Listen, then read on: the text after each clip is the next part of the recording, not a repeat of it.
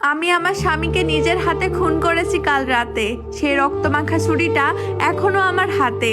একটা মেয়ে কতটা কষ্ট পেলে এত বড় সিদ্ধান্ত নেয় তা আমার জীবন কাহিনী শুনলে আপনারা জানতে পারবেন। আমরা দুই ভাই বোন, আমি বড়, ভাই ছোট। বাবা ছোটখাটো মুদি দোকানি। বাবার স্বল্প আয়ে বেশ ভালোই ছিলাম আমরা। তখন আমি ক্লাস 9-এ পড়ি। পড়াশোনায় বেশ ভালো ছিলাম বলে স্যার ম্যামরাও খুব আদর করতেন। বেশ ভালো কাটছিল দিন। হঠাৎ এলাকার এক প্রভাবশালী লোকের কুনজর পড়ে আমার ওপর। তার ছেলে আমার ক্লাসেই পড়তো। একজন বয়স্ক লোক হয়ে সে আমাকে নানানভাবে ডিস্টার্ব করতো, রাস্তায় নানান রকম হুমকি দিত। একটা সময় আমি আমার বাবাকে সবটা বললে বাবা ওই লোকের কাছে যান, কিন্তু ওই অসভ্য লোক আমার বয়স্ক বাবার গায়ে হাত তুলে। ক্ষমতার প্রভাবে সে বাবাকে হুমকি দেয়, আমাকে তার হাতে তুলে না দিলে সে আমার ক্ষতি করবে। আমার বাবা পুলিশের কাছে গেলে পুলিশও কেস নিবে, দূরে থাক। উল্টো বাবাকেই বলে মেয়েকে ঘরে বসিয়ে রাখেন, মেয়ে মানুষ বাইরে যায় কেন। পুলিশ ওদের কেনা গোলাম ছিল।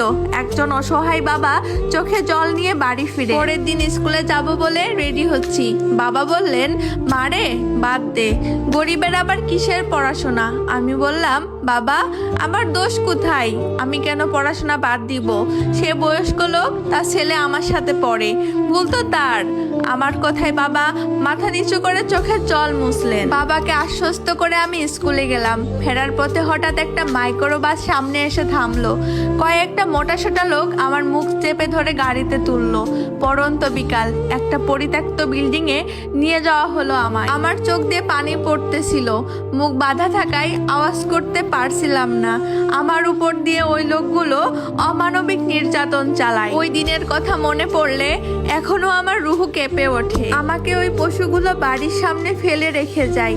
রাত হয়ে গেছে তবুও বাড়ি না ফেরাই আমার বাবা মা খুবই চিন্তায় ছিলেন। আমার নিথর রক্তমাখা শরীর দেখে পাড়া প্রতিবেশী ছুটে আসেন। দেখে চেনার উপায় নাই। হট্টগোল শুনে আমার মাও ছুটে আসেন। এসে দেখেন তার কলিজার মানুষ রাস্তায় নিথর হয়ে পড়ে আছে। আমাকে হসপিটালে নেওয়া হয়। অবস্থা এতটাই খারাপ ছিল যে আমাকে আইসিইউতে নেওয়া হয়। একদিকে রক্ত দেওয়া হচ্ছিল, অন্যদিকে চলছিল ড্রেসিং। পুলিশকে কল করা হয় হসপিটাল থেকে, কিন্তু প্রভাবশালীদের পকেটের টাকায় কেনা গুলামগুলো কেস ঘুরিয়ে দেয়। ডাক্তাররাও একটা সময় বলে এটা রেপ নয়, ইচ্ছাকৃতভাবে হয়েছে। গরিবের অধিকার নিয়ে কথা বলার কেউ থাকে না। 17 দিন চিকিৎসার পর বাড়ি ফিরি। তখন খুব ব্যথা।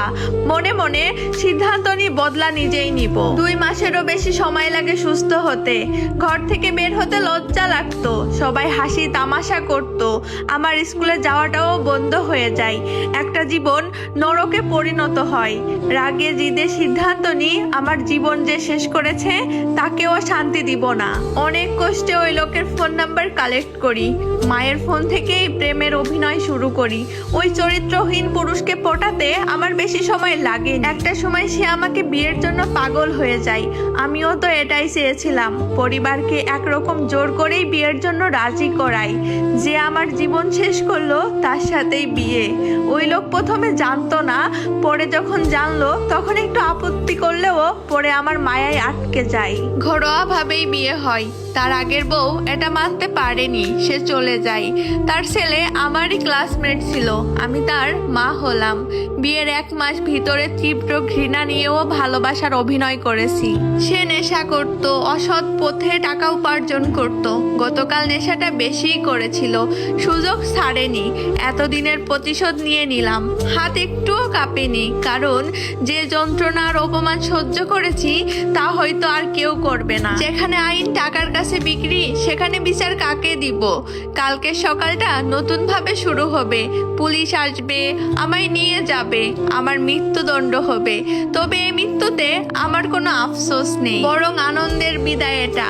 একটা পশুকে শেষ করে আরো অনেকগুলো মেয়ের জীবন বাঁচিয়ে দিয়ে গেলাম। এই স্টোরিটা ফেসবুকের টাইমলাইন থেকে নেওয়া। স্টোরিটা শেয়ার করার একটাই কারণ, আমাদের সমাজে অনেক প্রভাবশালী লোক আছে যারা প্রতিনিয়ত এরকম অপরাধ করে যাচ্ছে, কিন্তু এদের বিরুদ্ধে প্রতিবাদ করার মতো কেউ নেই। আইনের লোকও ওদের টাকায় কেনা গোলাম।